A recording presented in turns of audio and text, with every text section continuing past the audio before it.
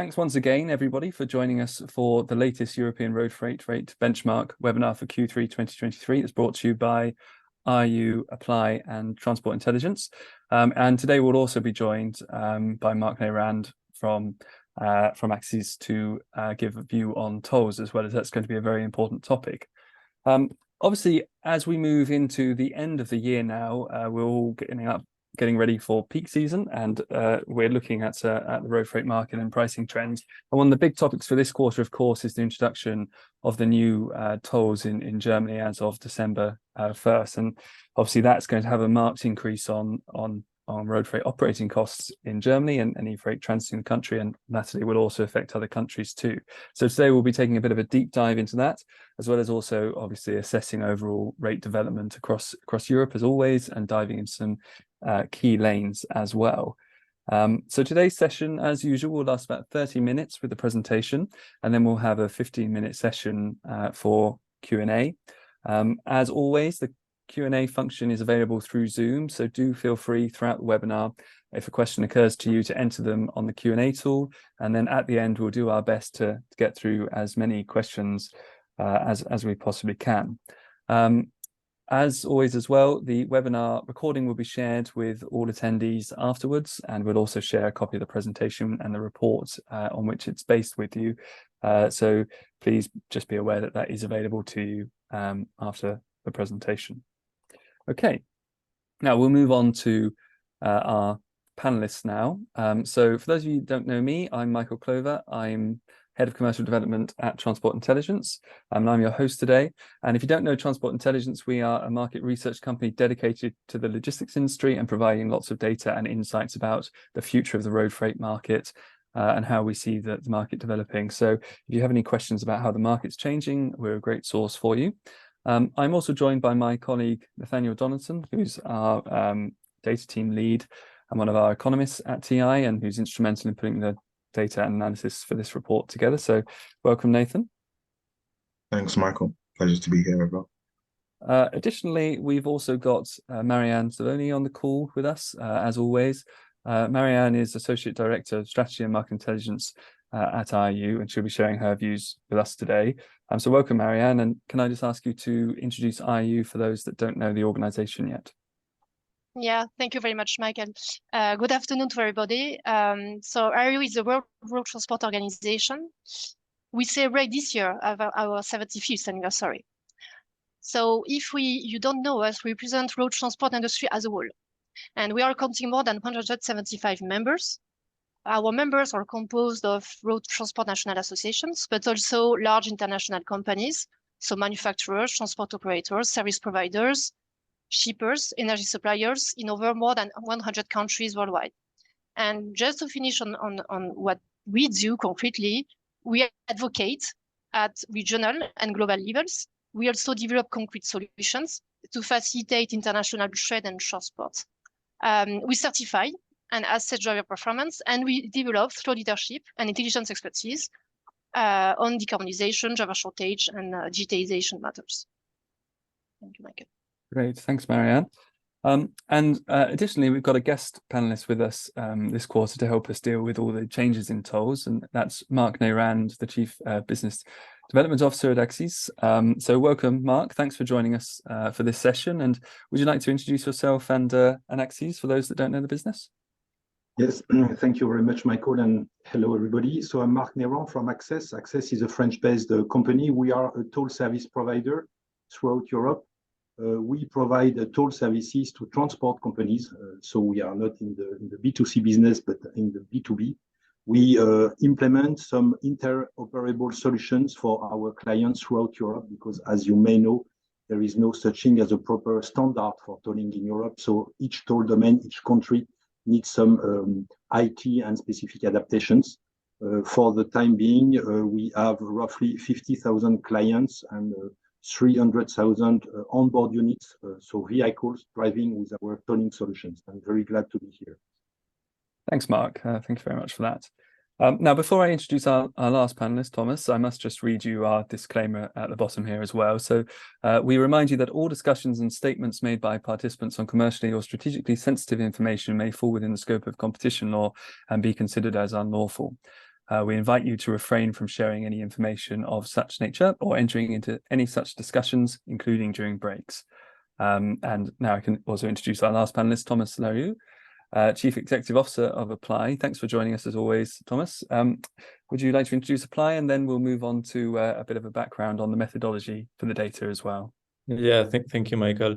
So Upply is a tech company dedicated to the supply chain industry, and we are providing many digital services to supply chain specialists, to buyers, or to financial people, from data regarding prices and the data that you will see just after, CO2 emissions, marketplace, or different tools regarding transportation in air freight, ocean freight, and road transport. Brilliant. Thanks, Thomas. And now if we move on to the next slide, could you just give us a bit of background on methodology, particularly around the data we're going to be viewing throughout the presentation so people can understand? Yeah, for sure. So this slide is just an introduction on all the data that you will see later on the slides. These data are based on, what is important is that they're based on transactional prices. What does it mean? It means that we at Upply, we do gather a lot of data directly from shippers, from our partners, from their transport management system, their ERP, their whatever the software. We collect invoices, transactional data, and many of these partners are in this the audience right now, so thanks to them. And this data allows us to have indexes and benchmarks. And today we will focus on FTL, so full truckloads, general cargo. We will have data with spots and contractual prices. The fuel will be included. We have also the ability to exclude the fuel, and many others type of transport, type of trucks from the reefer, bulk, dangerous goods are available. But today we will focus on FTL, general cargo, with a quite strong coverage over Europe. Brilliant. Thank you, Thomas. So let's move on to our first content slide now. And this is the overall European benchmark showing both contract and spot rates. And so we'll talk about the overall trend here. We can see rates have been, growth in rates really has been declining over recent quarters. But Nathan, could you take us through what's happening now and any expectations for the future as well? Yeah, sure. So in our previous webinar, we highlighted and identified the fact that the spot index had just dropped below the contract. We see that continue. So now spot's down for the fourth consecutive quarter, dropped 1.2 points quarter on quarter, and it's down to 125.4. And that now puts it down 14.8 points year on year.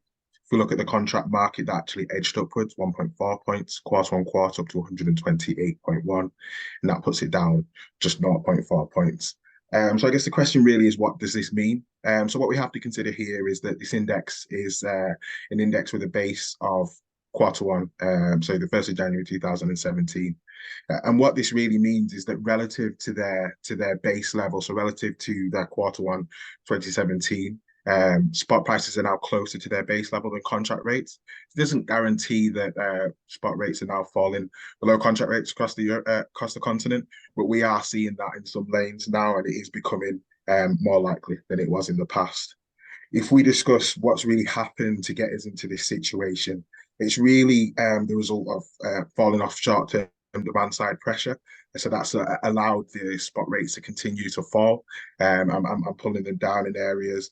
Basically, we're seeing that inflation has left consumers poorer in real terms and demanding fewer goods. And then we also now have the effect of reduced global demand and reduced demand for manufacturing in Europe, which is reducing that industry side short-term pressure as well. But we're really seeing the contract rates remain elevated and also pushed up in areas. So this is a big thing to do with the cost base. So what we see now is that the costs remain elevated on previous years. We've got inflation, which has worked its way through the market, and then now has increased transport and storage prices, for example. So in Europe, if you look at transport and storage, so now up 17.6%. So that's wages in the transport and storage sector versus 2019 levels. If we look at vehicle maintenance, that's up 21.4% versus 2019. So an extremely elevated cost base that actually continues to push the contract rates up. But we've got that short-term relief of demand side pressure, which is freeing up capacity and bringing down the spot rates across Europe. Yes, thanks for that, Nathan. So let's explain the sort of current situation, really. Now, I didn't mention this at the start, but we would like to just run a poll, actually, to ask you, all of you, how you see rates changing in the next quarter, the next 3 months, really. So I'd like to invite you all to answer that poll, and we'll get a bit of a sense of your views on the markets from that, and then we can feed that into our discussion as well. So thank you. I can see that already had well over 200 answers now. So let's see if we can get to 500 plus with other participants. Looking like a fairly split decision at the moment, definitely erring towards rates increasing slightly, but pretty even. So I think that's indicating straight off the bat that there's a lot of uncertainty and volatility, of course, in the road freight market at the moment. What with the soft demand we're seeing, but with so many cost factors increasing. Right, looks like our responses coming in are slowing now. So I think I'll end the poll there, and then I'll share the results with you so you can see the outcome there. So yes, you'll see overall then that a few people, 9%, think that rates will increase substantially. Many of them probably thinking of the tolls increases that are coming in. 40% saying tolls will increase slightly, and then 26% for both decreasing slightly and remaining flat. Clearly, though, no one's really thinking that rates will be decreasing anytime soon. So that's actually sort of bucking the trend, really, of the last few quarters in terms of price growth. So that's interesting. Nathan, do you have any thoughts on that in relation to the outlook for rates? Yeah, I say it would really vary. I think we're definitely seeing the slowing in the size and the speed of rate falls out on many lanes. So we can expect the especially in the spot market, the falls to be smaller.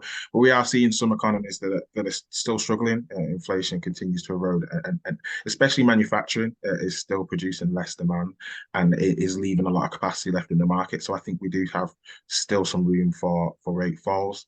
And as we mentioned, that there's a steady and constant upward pressure on the contract rate. So I think we can still expect some flat and increases there. So a complex situation, basically. But one of the things that will be driving costs in an upward direction, of course, is rates in the upward direction is the underlying costs. So the next slides really will dig into some of those factors, and we'll start off with fuel prices. And Marianne, if you could take us through this. Yeah, sure. So just one clarification before I start. The diesel prices that you can see on the graph here are diesel prices at pump, including VAT. So as you can clearly see, the diesel prices at pump are currently in average close to 1.8 euro per liter globally in Europe. So which means up 14% in mid-October 23 versus June 23. So versus our last webinar. And these mid-October prices remain 18% above their January 2022 levels. So how can we explain that trend? First, and which is the main explanation, is the crude oil prices that have been increasing since June, and which is primarily because of the extended voluntary cuts of Saudi Arabia's crude oil production, and also with the increasing global demand driven by China. So our prices had surged to almost $90 per barrel in mid-September, which is a 25% increase versus June 23. And this after Saudi Arabia and Russia extended their voluntary production cuts through year-end and as crude oil and distillate inventories due to exceptionally low levels. So to try to give you some next month's expected trend, and we know that it is very difficult. When we look at the different sources, such as the US Energy Information Administration and the International Energy Agency, the Brent crude oil price will continue to rise in the coming months, and reflecting the expectations of tightening balance in the global oil markets. And if we have a little bit of price of forecast that we could take in account, is that the Brent price could amount to $95 per barrel in Q1 24, which potentially could lead to continuous pressure on diesel prices that you can see today on the graph. You may wonder what is the impact of the geopolitical situation in the Middle East. So clearly, the sharp escalation in the Middle East and Israel, a region we know that is accounting for more than 1/3 of the world's seaborne oil trade, is putting the markets under pressure. So today, we don't see a direct impact on the physical supply, but the market will remain on tenterhooks as the crisis unfolds, and we need to monitor the situation. And for the next webinar, we will see a little bit the update on this situation. So this is what we can say on this diesel prices trend. Thanks, Marianne. Yes, unfolding situation which may lead to more price rises in the future, but unclear at the moment, really. So thanks for that. We'll move on now to another major cost factor, traditionally anyway, of labour and drivers in an operation. And we have this latest data from IRU on the forecast for 2024, actually, looking ahead to driver shortages there. So could you take us through this, please, Marianne? Yeah, sure. Indeed, as you can see on the graph, the driver shortage is still remaining a key issue of the trucking industry. According to our latest driver shortage study, there were around 235,000 unfit truck driver jobs in Europe this year. Just to mention here, it is not only an European issue, but a global one. And when we consider the major economies in the world, we speak about 3 million of truck drivers' positions unfilled. So coming back to Europe, as you can contemplate on the slide, the shortage of truck drivers was slightly lower than a year ago, with 7% of truck driver positions remaining unfilled versus 9% in 22. Driver shortage decreased in all European countries studied, except in the Netherlands, where it remains stable. The primary reason of this decrease is not a better attractiveness of the profession. And we know that it is a structural issue. So the situation is not improving on this aspect. But as you can see with the yellow line on the graph representing the freight volume, we can observe a stagnation of transport demand in Europe due to the falls in consumption driven by inflation together with limited wage growth. So when demand decreases or even stagnates, the shortage decreases at a higher speed because operators do not see a need to expand. So the difference in terms of shortage versus a scenario with increasing demand is high. That's why you can see this gap. Mm-hmm. And despite this temporary relief, the shortage of drivers still remains an issue because, as you can see, in 2024, the shortage is forecasted to increase again to reach 11% of unfilled jobs. And when we have a look, notably on the drivers of this increasing again driver shortage, it's mainly because unexpected transport demand growth.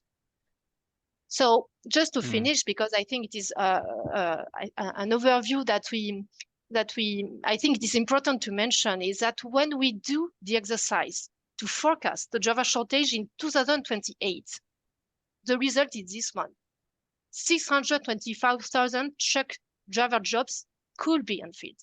And this is mainly due to the fact that you will have a large wave of driver retirements expected in 5 to 10 years. And this is because of 1/3 of truck drivers in Europe are currently over 55 years. And so they will retire in 5 to 10 years. And the number of new entrants is still not sufficient to replace these leaving drivers. Thanks, Marianne. Yeah, so situation's still likely to put upward pressure on rates and real pressure on capacity. And even though it does look as if it might be improving there, that really is just a function of the way the data for unfilled drivers is collected and the volume stagnating. So yeah, still a big issue for us to grapple with. So we'll now come on to another major issue for Q4, really, and I think what a lot of attention is on at the moment, looking at tolls and the price rises here.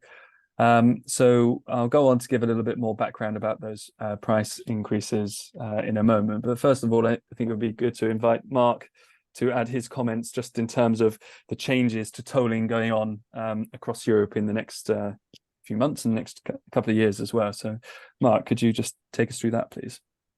Yeah, thank you, Michael. excuse me, a few comments. So EETS stands for European Electronic Toll Service. As you know, this is not the standard, but the EU regulation that organizes our activity. What we can see as a trend in Europe is that new toll domains, new countries are implementing or are working on the implementation of tolling solutions. First of all, to fund the infrastructure maintenance, and secondly, to use what the Eurovignette directive planned for, i.e. The price signal. So there is a clear goal, a clear common goal in Europe to increase the cost of road transport in order to compensate for what they call the negative externalities, i.e. congestion, pollution, and so on. So I'm not defending this, I'm just stating a matter of fact. What we can see is that new countries are going to implement tolling systems. And for example, on this map, you don't see the Netherlands, but the Netherlands are actively working on the implementation of a satellite-based tolling system comparable to the one in Germany or in Belgium. And they are planning to do so in 2026. And it's only an example. Lithuania as well is working on it, and many other countries. So this is something I think that the industry has to take into account for the future. We will try to provide the IRU with the maximum information as we can get it in terms of planning of new toll domains. Thank you, Mark. Yeah, so there's lots of obviously changes coming into tolls as we're aware. Of course, we expect basically between December 1st, 2023, the tolls to first be introduced in Germany and then shortly after in Austria. But then we expect those major changes to come into force across much of Central and Eastern Europe and parts of Scandinavia as well, up to 2025, by which point it must be implemented, I think Mark said. So the view as what's going on in Germany at the moment shows us what might be in store across those other parts of Europe over the next few years. And I think, just worth explaining that as the CO2 sort of tax comes in, we're expecting that cost burden to be about 200 euros per ton of CO2. And that's coming in on trucks over 7.5 tons in Germany in December, and then in July that'll be over 3.5 tons. So it's going to affect a large number of vehicles across fleets. So just to give you some indication really of the scale of that, and we'll have a graphic for this a bit later on, but that's moving tolls as a share of the overall cost of operating a truck from about 10, 11, 12% up to about 20%. Of the overall cost burden. And we TI played out an example looking at a fleet of about 130 trucks operating in Germany or cross-border freight through Germany, and the cost base on a month for that is likely to be about 200,000 euros. And if you apply this new scenario, that's nearly doubling really to around 400,000 euros per month. So we are talking about a huge cost increase here. Now, a lot of road freight operators say that have no choice, especially in a year where there's so many company failures, there's so little margin in the market. They will have no choice, but to pass that cost on to shippers. So we expect to have that to have a very pronounced effect on price rises as it comes into force, and there'll be a lot of volatility in the market as that plays out. But we're expecting quite a strong impact on rates rather than them being absorbed by operators. So hopefully that sets the scene, and the panelists will talk a little bit more about that as we move into the slides on individual lanes as well, many of which involve Germany. And later on, we'll have a slide also talking specifically about German domestic rates as well. So on our first slide here on an individual lane, we're looking at Madrid to Paris, and Thomas is going to just take us through this trend. Yeah, thank you, Michael. And I will just start by answering some questions because they are coming back. Yes, the slides will be sent to you after the webinar, and yet this is recorded. You will find the replay directly on YouTube. And here on the following slides, this will be directly linked to some data, point to point, country to country, or within certain countries. Here again, this is all included, meaning the fuel is included, meaning the tool is included, and we will certainly see the increase in the forthcoming the forthcoming months is because the toll parts, the increase will happen quite shortly, as we just show it. From France to Spain, if we have a quick look on this part over there, we see on the top lane, the pink one, decrease in price, the spots between Madrid to Paris. So this is the only decrease that we have on this corridor. The prices of spots were very, very high in Q2 and Q3 2022. They started to decrease, and this is the fourth time in a row that they are decreasing. But as you can see, the decrease is slightly less right now. When we have a look at the other one, the contract, either from Paris to Madrid or Madrid to Paris, here there is a clear stabilization of the cost of the increase. There is no more increase. We are in a stabilization for the 2-3 past quarters. And if we try to look at that, first, the decrease in price for the spot one seems clearly linked to the decrease in demand in France.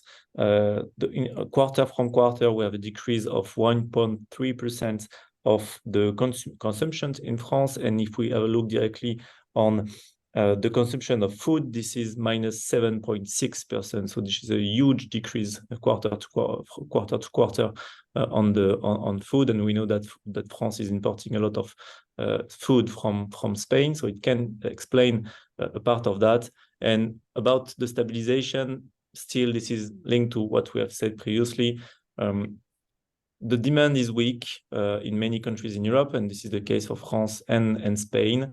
But costs are high and costs are increasing. Fuel is increasing. And so we won't see a sharp decrease. We have seen a first decrease, and now it's more stabilization.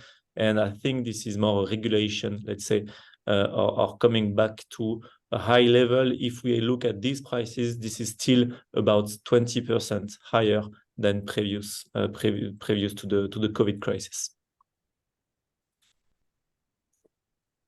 Thank you, Thomas. Yes, and for sharing that forward-looking outlook as well. So we're moving now on to Poland, Germany. So actually Warsaw, Duisburg, this lane. Nathan, could you take us through the trend here? Yeah, sure. So first of all, looking at the rates fell across the board on this lane. On the spot market, in the head haul over to Duisburg, the spot rate dropped 6.4% quarter on quarter, and it now sits down 20.5% year on year. The contract rate fell a more modest 2.4% and now sits down 5.5% year on year. Over onto the back haul, so going towards back towards Warsaw, the spot fell 4.9% quarter on quarter, now down 14.2% year on year, and the contract fell 2.7% quarter on quarter and is now 5.1% down year on year. So during the back haul, on the head haul, during quarter three on the head haul, the spot rates averaged just 0.5% more than the contract rates. And actually, we've seen it evidence from September that spot rates drop below the contract rate, and that's in euro terms this time. So it's one of those lanes where we're not seeing it across the board, but we are seeing the spot drop below the contract in some areas. In terms of market pressure, why is this happening? We've got the German economy that's still seeing falling activity. Demand continues to fall for road freight, and this is resulting in excess capacity. So we've now got manufacturing, which is 6.8 points below 2019 levels, fell another 1.7 points in quarter three. Car production, while recovering across the continent, is really struggling in Germany. So it fell 5.5 points in quarter three, and it's 13.3 points below 2019 levels. So we've got that serious drop in demand, especially on historic levels, but it's continuing to drop in Germany. It's freeing up the capacity, and it's allowing further spot falls, which we can expect. Overall, the picture in Poland is struggling more in terms of its exposure to other markets, but the long-term growth in Poland for demand from consumers and industry is quite strong. This is one of those lanes where we're definitely going to see the effect of tolls in the Lewis numbers after the start of December, and it's been heavily affected by costs. But the demand has dropped off so much that we're seeing falls in both markets, even while costs continue to push up the supply side pressures. That's been an interesting lane to watch then, as not really expecting a recovery in German demand anytime soon. those costs going up. We'll see how that plays out too. Okay, so we're going to our last sort of major lane here that we cover every time. This is France, Germany, Duisburg, Lille. Marianne, would you take us through this one? Yeah, sure. So what we can see here, so as you can see on the head wall to Lille, you have the contract rate that fell on an average of 677 euro down, 1.2% quarter on quarter and 7.1% year on year. And the spot rates averaged 713 euro down, 2.1% quarter on quarter and 12.8% year on year. And on the backhaul route from Lille to Duisburg, contract rates sat at 491 euro, so down 2.6% quarter on quarter and 1% year on year. And the spot prices sat at 532 euro, so down 0.3% quarter on quarter and 10.9% year on year. So how can we understand this trend? On the head haul into France, the speed of decline for rates had slowed as French economy is set to grow modestly in 2024. And when we notably look at the data that we have available from the French Institute of Statistics, we can see that there is a 0.9% quarter on quarter on growth on the French household expenditure, which is expected, which is remaining down 1.3% year on year. And just to finish on the French side, the total French production saw no overall volume change in Q3 and sits up just 0.7 points year on year, but 3.6 points below 21. So as a result, France rates appear to be normalizing somewhat with reduced volatility as a result of stable French demand at new lower levels. On the backhaul, as you can see, contract rates dropped 2.6%, which is reflecting a continued decline in the long-term output expectations of the German economy. And the indicators across the board point a stagnating German economy, which is struggling in recession. And the German production fell 1.7 points quarter on quarter, and even vehicle production fell 5.5 points quarter on quarter. So as a result, as you can see, the both spot and contract rates toward Germany have the potential to fall further as the projected volume capacity required into Germany continues to decline and free up market capacity. In the short term, fuel, labor, and tolls are set to push the cost base up further. And we are receiving today the questions on the impact, notably in Germany, of the CO2 tolling taxation. As we saw already earlier in the presentation, diesel prices alone increased, and in France they increased by 4.6% versus Q2 23 and by 7.2% in Germany. And also the Q2 figures show that the wages in the transport and storage sector are up 6.5% year on year in France. Michael will give you more inputs on the aspect of the end of the webinar on the CO2 tolling impact, notably in Germany. But starting from the 1st December of 23 in Germany, indeed, you will have the implementation of the new CO2 taxation. And all the other EU member states that are not exempted by existing concessions are expected to also implement the European Directive on CO2 tolling by March 25 at the latest. Yes, thanks very much, Marianne. So we should see maybe a potential reversal of the recent trend here in terms of price development.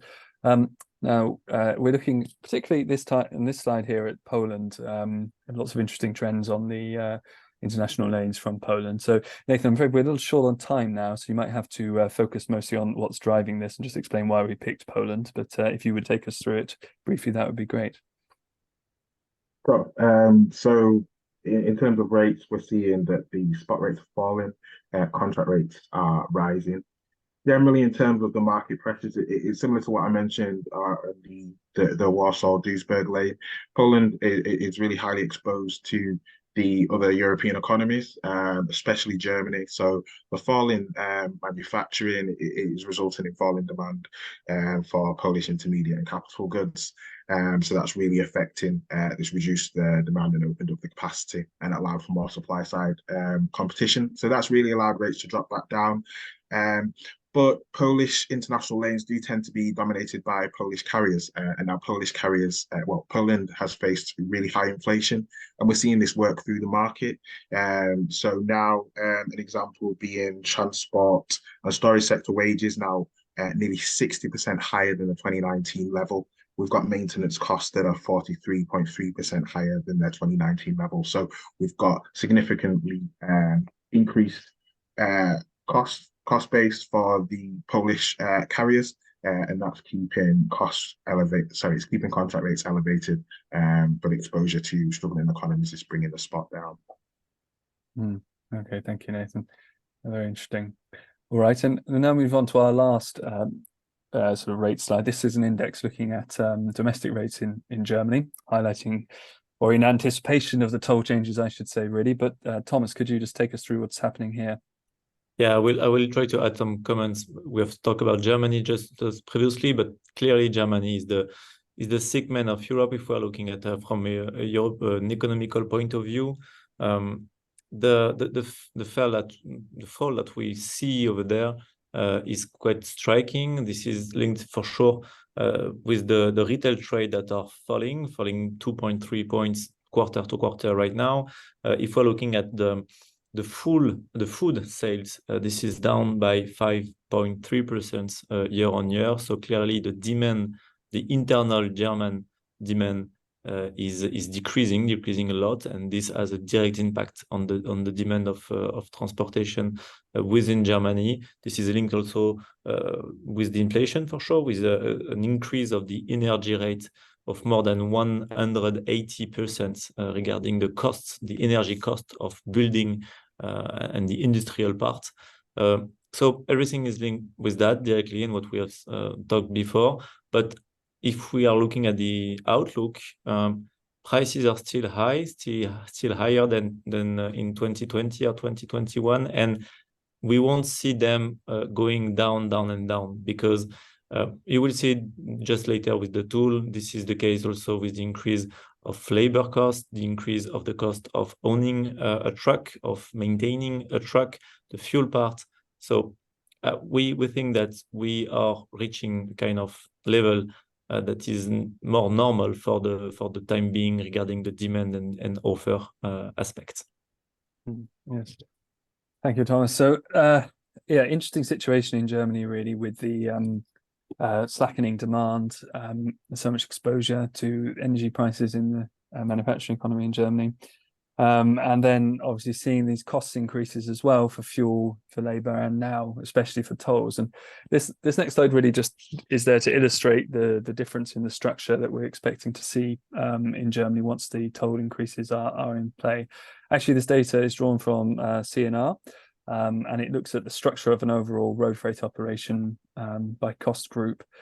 So traditionally, of course, dominated by fuel and driver costs as the most important two components, but actually, or two individual components, but actually after the toll increases, tolls will be, nearly as large as those two areas. So this will be the increase. We expect to go from 12 to 20% in total as a share of German price increases. And you've got to bear in mind that that's also with fuel costs and driver costs increasing at the same time in the inflationary environment. So, that increase is of a bigger pie anyway. So it's quite a big change there. And obviously we then expect that to have the impact on the German market as well. And the timing, of course, for the German economy of transport costs increasing substantially as a result of those toll increases is not great, as the economy is already struggling, but we should see that implemented as well. So we've certainly watched that space as December comes around and see the tolls being increased, and obviously in the next quarter we should be able to see some of the effects of that coming in from the latest data as Q4 comes to a close. So anyway, thank you very much, everybody, for joining us today. We've overrun slightly by 10 minutes or so, but we've still got time for some questions. So we'll now move on to our Q&A session. I can see that we've already got a good number of questions already, and I know that the team have been answering, or panelists have been answering some of those as we've gone through. But please do add any further questions that you have to the Q&A tool now, and we'll try and answer as many as we can. I guess we usually start maybe with some more technical questions that come through during the webinar. So Thomas, I don't know if you've noticed any more sort of technical questions about data that you'd like to respond to first of all. Yes. So once again, this is data on general cargo. So we don't talk here about reefer parts, chemicals, or other type of goods. We do have data on this kind of goods at Upply, but here we are focusing on full truckload general cargo. One other comment is that the first slide was an index based in 2017. So this is important because an index is 100 based, and then there is the evolution. All the rest is the cost, the average cost for one trip from origin destination in euro, including all additional costs. So fuel is included, toll is included, and everything is included in that. And we didn't mention it, but the S is for spots, the C is for contract, and on all the slides, this was like that. Yes, thank you, Thomas. Very, very important to be aware of that. Yeah, obviously with the index as well, for the overall benchmark, we're showing price change there. So we've got a couple of questions about that. So it might be helpful as well, just Nathan, if you could explain how that index works and what it shows when the contract index rate is lower than the or the spot rate is lower than the contract rate, for instance. Sure. So what we're seeing on this index is all the index figures are where prices are relative to 2017 Q1. So what that means is if we look in the spot market, just the spot market, what is that price relative to the spot market's price in 2017 Q1? So it can be a bit confusing because you might expect if the spot index is below the contract index, that would mean in euro terms for your freight, you would expect it to be cheaper. It's not necessarily what we're saying, but it does vastly increase the likelihood of that happening. But what it really means is that if we look at the trend over that 5-year period, now we're seeing that if it drops below, it means that the spot is moving closer to its 2017 Q1 level than the contract. So I do understand that is a bit confusing, but basically we're showing the different directions, the different trends that they're heading in. But if you do look at the actual lane level data, you are now going to see some actual euro terms falls below, and we can see that in the lane that I mentioned between Warsaw and Duisburg. If you look at the source data, you will see it drop below, especially in September. Okay, thanks for that, Nathan. Some other questions here about the toll prices, and actually trying to look at asking from Kenny Dobson, actually, is there a toll increase on the toll increases? Are there any reference tables that show a calculation increase at percentage level for each country impacted? At TI, we haven't done calculations for all the countries, and the toll increases yet. It's not quite clear exactly when they'll be implemented and what impact they'll have. So we will work through that over the next couple of years, but we do have a table showing the impact of the toll increases on different classes of vehicle once the December tolls come in, and then again for when the July tolls on the lighter vehicles come in as well. So do get in touch with us if you'd like to have a look at that. That is already available.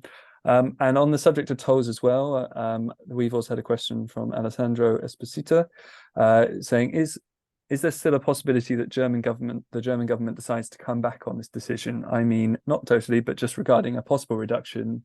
Reading other documents that the toll increase would, looking at maybe something like 10% more of an increase to try and avoid a recession last year. So there's been a lot of talk about there being some sort of policy change from the German government, and obviously in Germany, lots of concern about the impact on the economy. Marianne, I can see you've put your hand up for that question. So would you like to answer that?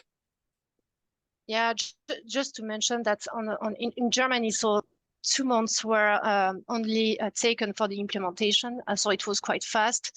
What we are what we are thinking that we need to monitor exactly what is going to happen following the implementation, which is in 3 weeks, so the 1st of December, to see how it is going to be implemented and what are going to be maybe the direct impacts or consequences that we are going to see on the ground in terms of the cost increase and the impact on indeed on the transport demand and the flows.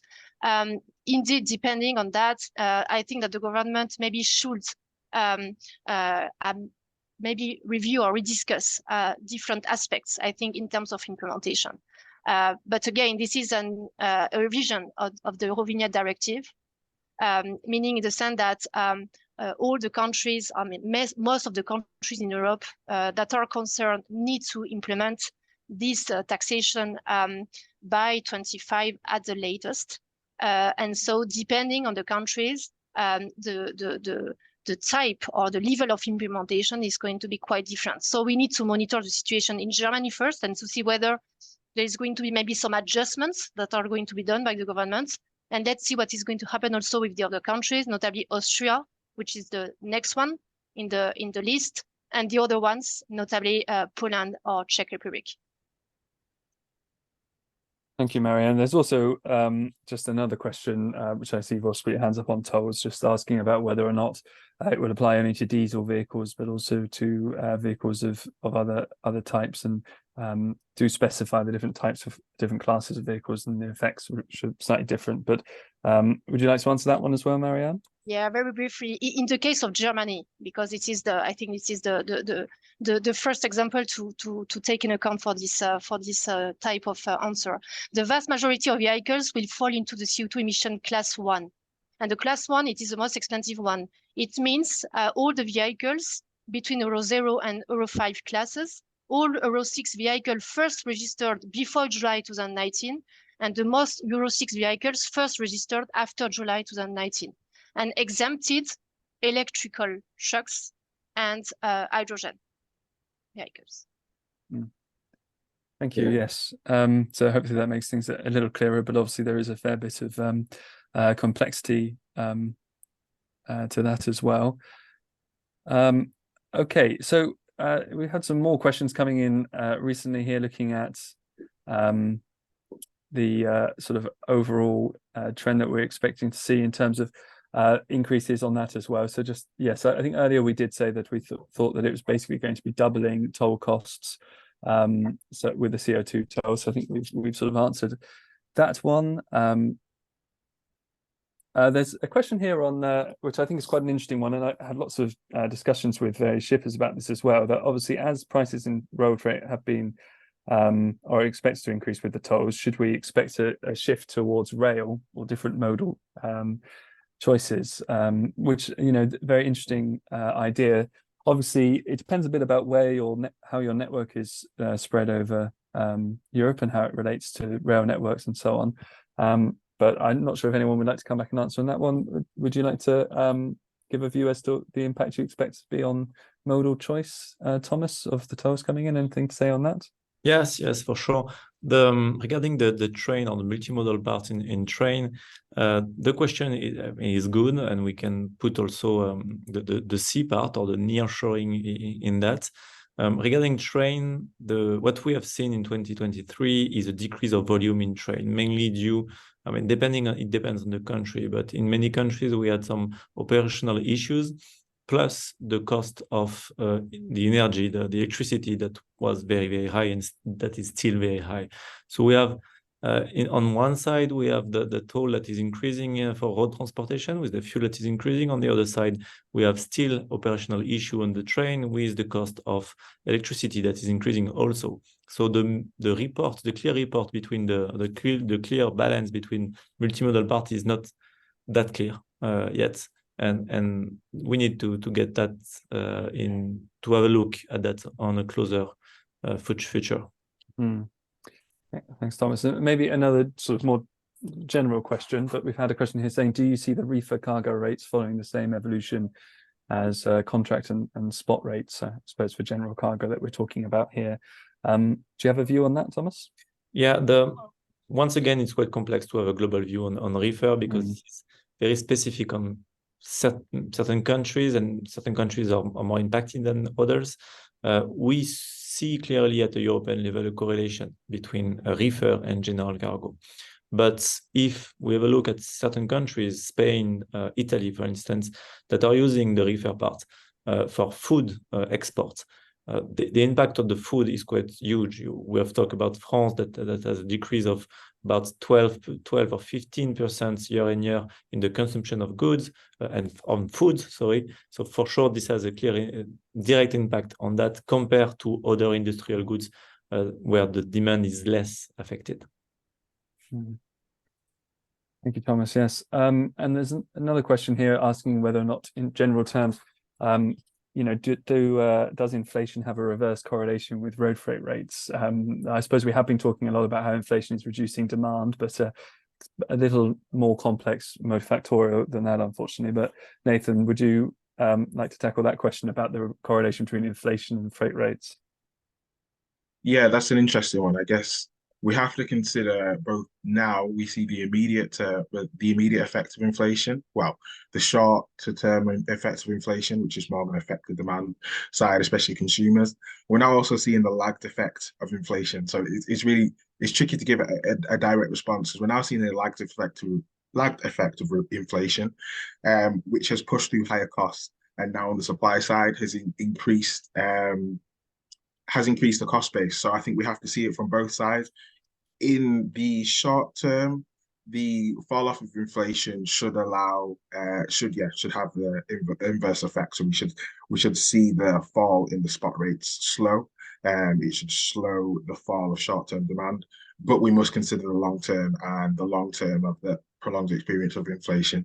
That 12 months is still going to push through the system. It's still going to push through increased cost bases. It's continuing to add wage pressure as people are poorer and now are expecting higher wages. So short term, yes, inverse, but over the long term, it's still got an upwards effect. Okay, thanks, Nathan. So I guess we've got an endless string of questions here, but I think we'll take two more. The first one maybe just on some of the driver shortages questions around the data there. So I think the MTKM measure is basically showing million ton kilometers. For the person who asked about that. But Marianne, I can see you're actually maybe typing an answer to this anyway, but it'd be good for everyone to hear as well. So I'll ask you this question, and then I'll maybe move on to see if Mark has any questions on the tolls he'd like to come back on before we finish. But this question on driver shortages is asking, how is the market looking to solve the driver shortage crisis? Bringing in drivers from non-European countries is difficult with visas and immigration laws and so on. So what kind of impact does that have on the European community, society, I suppose? Would you like to answer that one, Marianne? Yeah, sure. From a legislative point of view, there is a revision of the EU driving license directive, which is happening at the end of the year, and this offers a window of opportunity to facilitate the access to the profession, and notably for the non-EU drivers, by facilitating the access to the profession with the recognition of the foreign CPCs of countries that have similar standards to Europe. And the other angle that the European Commission is still working on is to reduce the minimum age to access the profession. IRU notary is asking for a 17 years minimum age accompanied driving to allow very young drivers to already take the road before 18 in the case they are accompanied. So this is something which is very important to be monitored, because politically speaking, this is now. And so let's see if there are then opportunities for some drivers from different countries around Europe to be able to enter the profession and then to compensate in a way the gap and to fill in the gap. Okay, thank you, Marianne. Okay, well, I think we'll end with you, Mark. Obviously, there've been loads of questions on tolls throughout this. We've mostly answered them in the way on thinking about the impact on road freight pricing. But is there any of those questions you'd like to answer? Any other comments you'd like to make on the toll changes that are upcoming? Yes, just maybe about Germany. We don't know what will be the political outcome of the situation. For the time being, the legislation has been voted at the parliament level, so it's going to be applied. And let's be clear, the administration is very active on applying the new CO2 pricing on December the 1st. And we know that more or less 95% of the trucks are going to pay for the highest class. The increase is very important in Germany. It's less important in Austria, starting on January the 1st. And we just heard that the Czech Republic is contemplating an implementation of CO2 as well in the course of next year, but I can't be more accurate, I'm sorry. And just bear in mind as well that besides the CO2 pricing, you will have the normal toll increases in different countries, for example, in France on February the 1st, but certainly in Belgium as well, in July, and so on. So every country has their own timetable for those toll increases, which is difficult for us to put together everything on the table. Yeah, so it's complex with all those different changes coming in at different times. And I guess that's worth remembering as well, that all the usual increases will go through, and obviously with inflation as it is, substantial. So there's that sort of underlying cost uptick as well as this substantial change that we're expecting to see over the next couple of years. Great. Well, thank you very much to all our panelists today. Thank you, Nathan, Marianne, Mark, especially for joining us as our guest panelists today, and Thomas as well. If you have other questions, there are 45 we haven't answered on the Q&A tool, unfortunately, just yet. But if you have other questions, please do get in touch with us. With the details on the screen here. We'll be very happy to continue the conversation with you. Otherwise, thanks again to the panelists, and thank you to all of you for joining today. We had over 500 on the call, which is great to see. And we look forward to seeing you all on the next webinar. So thank you and goodbye.